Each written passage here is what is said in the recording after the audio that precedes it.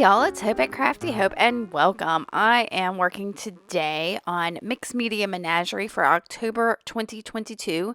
This is a challenge that comes from Nicole, Erin, and Laura. They've been doing this for a couple years and have opened it up with prompts for all of us to play along. I think they had it before, but it was a little more complicated. This time around, it's just 3 prompts. They also have got guest artists this year, and this month's guest artist is Christina. I will have all of their videos and everything below. And I'm going to go ahead and tell you what the prompts are for this week and kind of get to it. So, the prompts are ink, fountain pen, and cut it up. And so those are fairly not too complicated prompts. And I thought about it for a little bit. I am using this journal. It is just a little notebook from the Dollar Tree, and I am gluing the pages together with just glue stick and then gessoing on them. And so it's getting kind of chunky, and I'm only going to use it for this year and then be done with it because it's not been fun. And I'm having a bit of a struggle with it here the last couple times I've used it. I'll explain that in a second. What else did I want to tell you? I am working on 2 different spreads in this because of the cut it up prompt.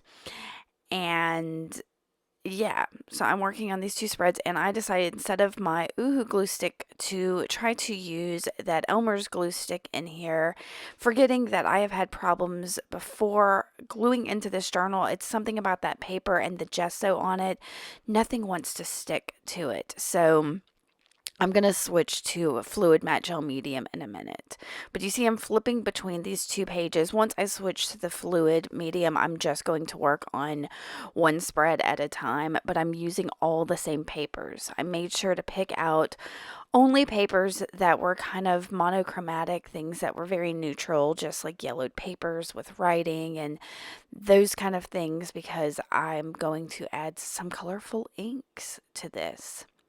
So, and I'm not going to make y'all watch all of my collaging. I wanted y'all to just kind of get an idea of me building it up.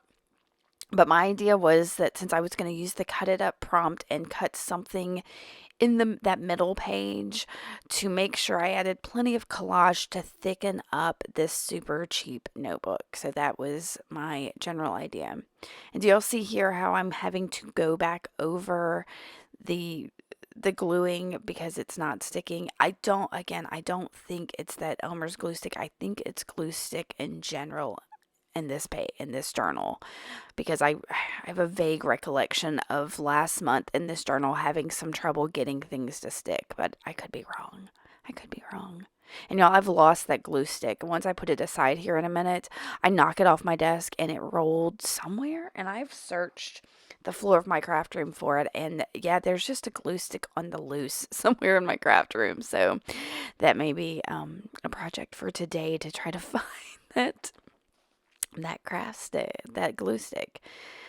Again, I'm showing you more of this collage than I really need to, because I wanted y'all to kind of see some of the papers I'm using. It's a good variety of, see, and look, there's where that's starting to pop off, and I got frustrated, and I'm going to pull out the fluid gel medium and a paintbrush and just use that. But I stuck to like book pages, and I've got some, I think that over on the right, you see that, well, what I'm gluing down now is, I think it's part of an envelope that somebody sent me that's got coffee on it, and I've got that book page that's a Stabilo all pencil on it, and then there's some like scrapbooky papers, and what else? Oh, I have a piece of paper. This thing I'm putting in here is some notebook paper with writing on it that I did some doodling on when I was during the winter when I was in bed with my broken ankle. And then there's a book page with gesso and coffee splatters and all kinds of stuff. But I'm covering for the most part all of these pages up. On this point, I think I had all of one of the pages done, and I'm just finishing up this one. So I just wanted you to get a look at how I, kind of did this, that there's a little bit of open space in there, but not a whole lot. Now, in general, with these mixed media menageries, I've the first couple months, I wasn't happy with how much I filled up the pages and how little white space I left. But with this one, I really wanted to make sure I covered it up a lot because my idea in general, and you'll see when we get to it, was going to leave a lot of some of this collage showing. And I thought that would be kind of the white space for this. So you'll see. This is a really simple technique that I end up doing with this journal, even if it is taking a while. I mean, I worked on these two spreads, or I don't know what you want to call this piece, for like an hour and a half almost. So there are the inks I've pulled out. I end up not using all three of those because I started with this Liquitex acrylic ink, and I have to pull it out. Phthalocyanine green. Y'all, with this green in the bottle, to me, every time it looks like it's a teal. Like there's more blue to it because this does say it's a blue shade. But when I put it on the page, it's more just green. So, and I forget that every time. Maybe now I'll remember now that I've said it to you. But with that, you can see I am just taking some flat brushes and making like circle shapes on here, and then wetting that brush and letting that bleed out. I did that in my week 2 project for Crafty Hope prompts. If you haven't seen my Crafty Hope prompts project, check that out. I'll put a link in the upper right so you can learn a little bit more about that. Basically, I'm building a prompt deck and for a whole year, and so I am just started on week 3, so it's been a lot of fun. But I did that in my week 2 project, and yeah, I really liked how this worked. So I decided this is how I was going to use the ink in this, and I'm going to use different shades. Now, the big thing is, since I'm working on these 2 pages, I'm having to swap between them, and I'm drying this acrylic ink between each layer because I want to kind of layer them on top of each other without them blending, which is crazy because I tend to like things that blend, but for this, I did not want these colors to blend. So the second color I'm using is I think it's a Dr. P.H. Martin's Cherry Red. And I got another brush, flat brush. I thought I was going to use all the same size brush, but in the moment I was just grabbing new brushes every time to see if different brushes work differently, I guess. And so on each page, I'm putting 3, I think one of them I put 4 of these circles, letting them overlap, making sure some of them go off the edges so that it doesn't feel like it's all contained. And I didn't want the 2 pages to match completely, but I wanted them to be cohesive. This is something, I don't know, I just wanted to keep this fairly simple. Stick to the prompts for this and kind of play, because the cut it up prompt here, it's something I've always kind of wanted to do, was to cut something out of one of my art journal pages. I've got one that I did a while ago. I don't know that I did a video for it, but I really liked how that page came together. So I thought, yep, I'm definitely going to play with that some and not just cut. Yeah, I'm going to cut into this journal. So I'm going to continue to repeat this process, y'all. While I'm doing this, I'm going to go ahead. I know that Mixed Media Menagerie is the whole focus of this page, but let me tell you a little bit more of my Crafty Oat prompts, y'all. It is something I've been wanting to do for a while, create a prompt deck for a year each week, because there are 52 cards in a deck and 52 weeks in a year. So my idea for this is I'm drawing 3 prompts each week and putting them on my card and making sure I alter that card with those 3 prompts. And then later in the week, I make another project using those 3 prompts. And so it's kind of, for me, multifaceted, because I get to not only create the card, but also create from the card. And I welcome you to play along. Again, it's just hashtag Crafty Hope prompts is what it is. And I've got pictures on Instagram, here on YouTube, I think my Facebook page, Twitter, all of that, you can find it. And if you want to play along, please do. You don't have to go back to week 1. I also have the list of 156 prompts that I'm using that are on the description of those videos if you want to just have a list of different prompts. Okay, there's my little spiel, my little sell on that. I just want other people to play along with me. It's all it is. I like to see how other people use the same prompts or different prompts or, yeah. Anyway, all right, so the ink I'm using now, I thought I was going to use a different, like purple shade, but I decided with that green being the color that ended up being, I wanted something different. So I've got this Dynaflow ink, and y'all, I don't know if it's an acrylic ink or not. It's some of the first ink I ever bought, and that shade is called Periwinkle, so it's kind of a lighter blue with a little purple. Anyway, and I used a much thinner brush on it, and the circles are a little bit smaller, but not completely. And once I get this done, you're going to see I am going to struggle with the fountain pen prompt of this. This is my ink portion of the prompt. Got it down, got some acrylic ink and whatever that Dynaflow is, played with it some. And next we're going to go to fountain ink or fountain pen. I have several fountain pens. You can see one there on the desk. That's the only one of the four that I pulled out that work. Now, y'all, other than the Jane Davenport one I have, all of the ones I have are super cheap ones. I think I got at Five Below, including this one.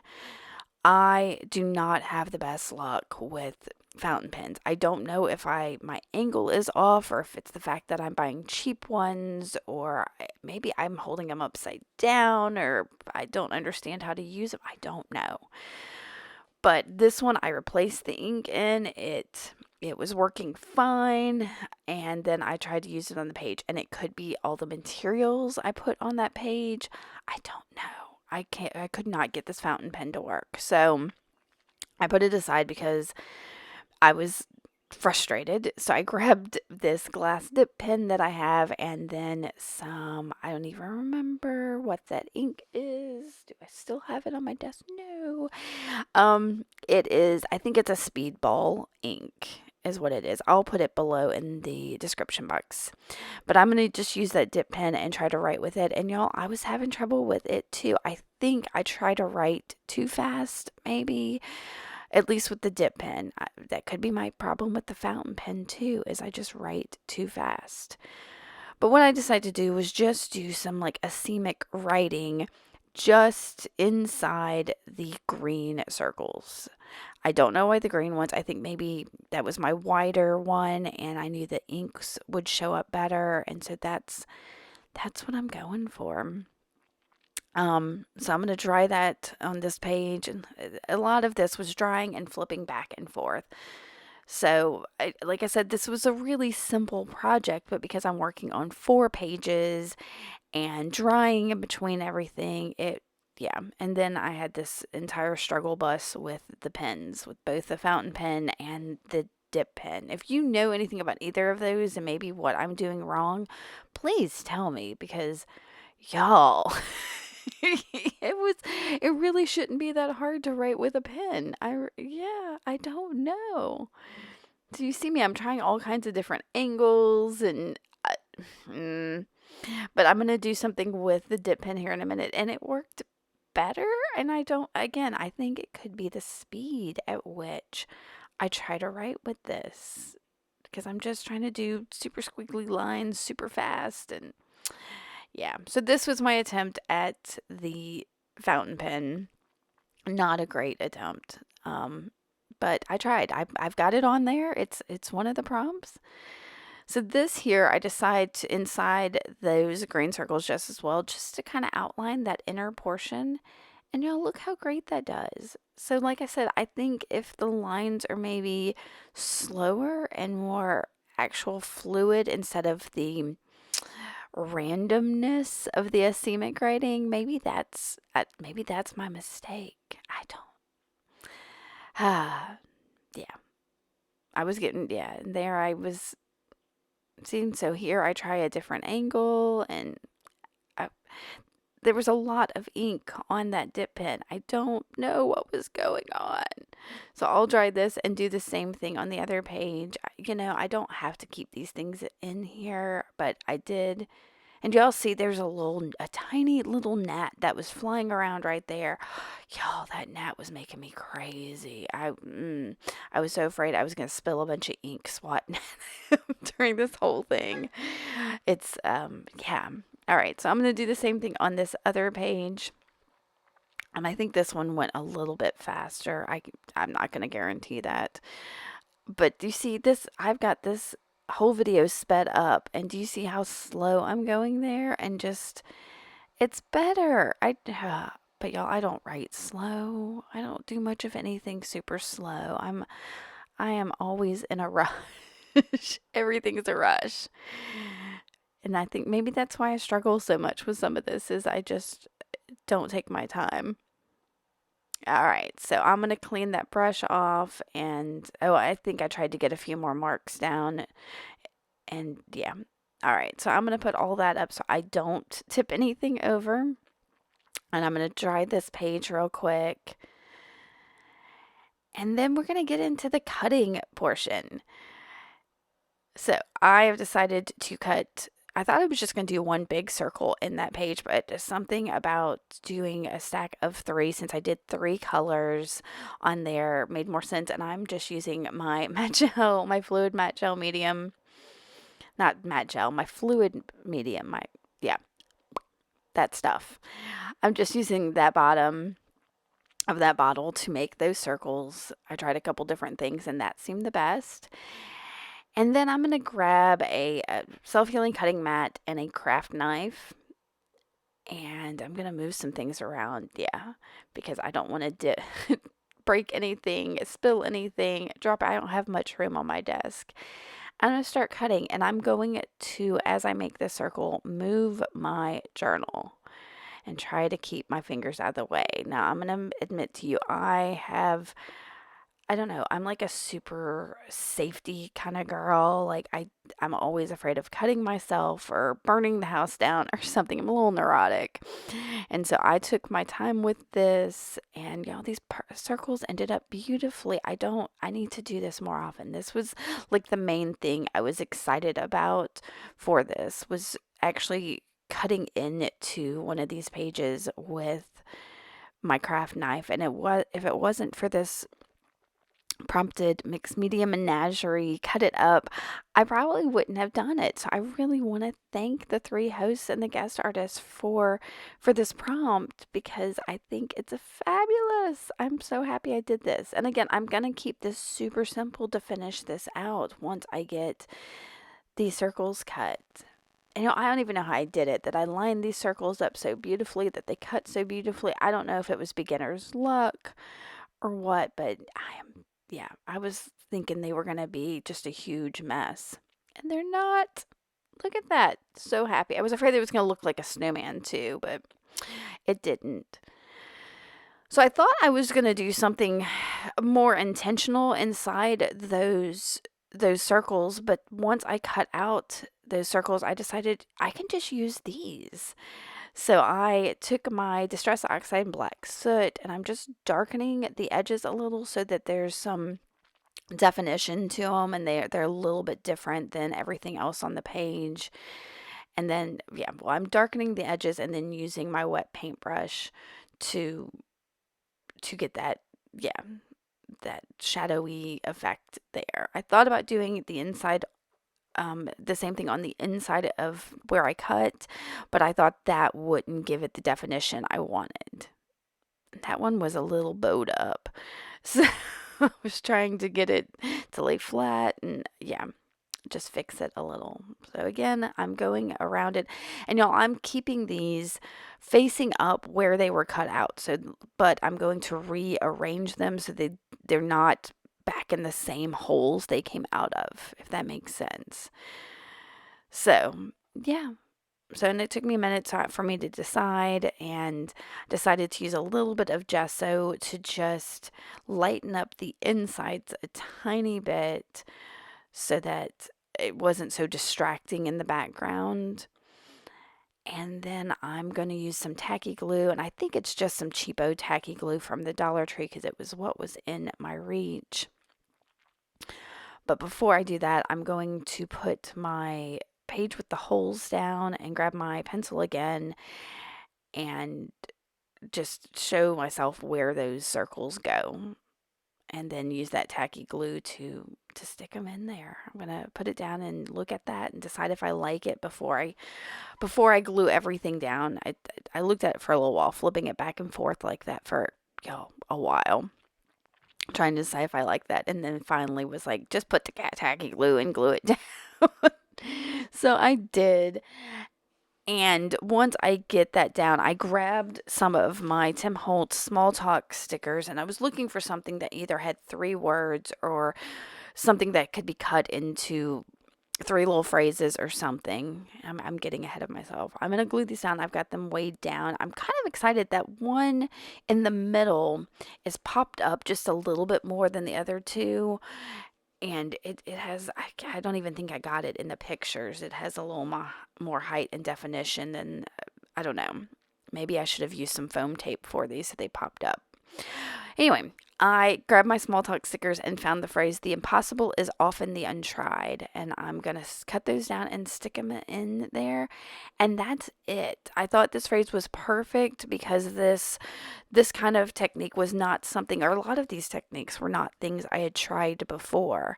So, yeah, I'm glad I tried them. I could have added more to this, but I kept it super simple. I like it. I used all the prompts and I am happy with it. Make sure you go check out the 4 videos from the hosts, see how they took on this challenge, and come back later and see what else I've got going on. Thanks so much for watching. Make sure to like and subscribe. Bye, y'all.